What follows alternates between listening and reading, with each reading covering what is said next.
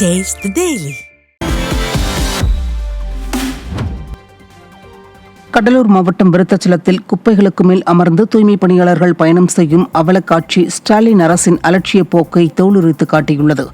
விருத்தாச்சலம் பேருந்து நிலையத்திலிருந்து சேகரிக்கப்பட்ட குப்பைகளை நகராட்சி வண்டியில் சேகரித்து அவற்றின் மேல் அமர்ந்து தூய்மை பணியாளர்கள் பயணம் செய்கின்றனர். தூய்மை பணியாளர்களின் உயிரோடு விளையாடும் நகராட்சி சுகாதாரத்துறையை கண்டிக்காத ஸ்டாலின் அரசு வெற்று விளம்பரத்திற்காக மட்டும் அவர்களுடன் சேர்ந்து உணவருந்தி போட்டோஷூட் நடத்துவதாக மக்கள் விமர்சிக்கின்றனர்.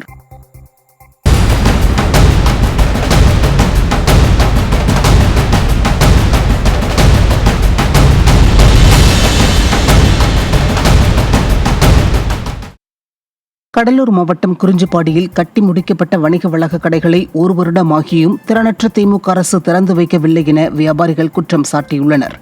குறிஞ்சிப்பாடியில் பேருந்து நிலையம் அருகே புதிதாக வணிக வளாக கடைகளின் கட்டிடங்கள் கட்டப்பட்டது.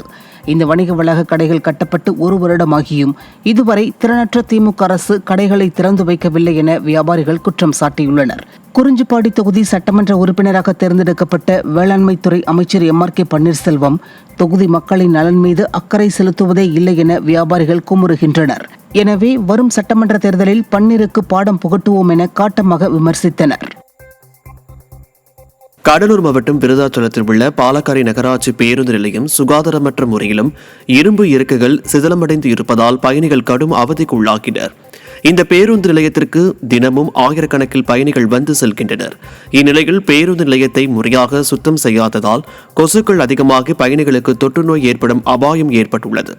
எனவே திறனற்ற ஸ்டாலின் அரசின் நகராட்சி நிர்வாகம் பேருந்து நிறுத்தத்தில் உடைந்த இரும்பு இருக்கைகளை சரி செய்து குப்பைகளையும் தினமும் சுத்தம் செய்ய வேண்டும் என பயணிகள் கோரிக்கை வைக்கின்றனர்.